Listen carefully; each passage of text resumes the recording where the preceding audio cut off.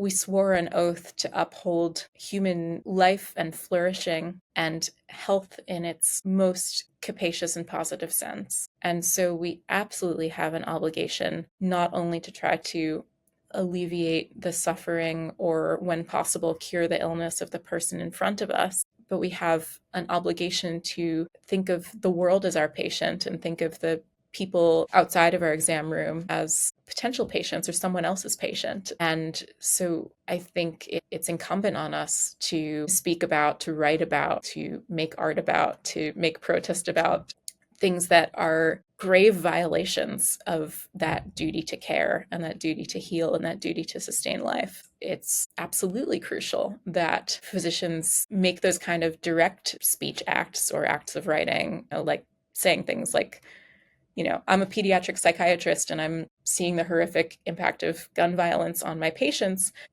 Therefore, I call for gun control. That's what I prescribe for this population. I think it's necessary. Or for someone else to say, look, I'm an anesthesiologist, and when I read the many well-substantiated reports of patients in Gaza, for example, who have no choice but to undergo surgery without anesthesia, I know I'm looking at a human rights violation. So I prescribe, and I know what we need here is an immediate cease to this horrific violence and the horrendous damage that it's wreaking on human bodies and human lives.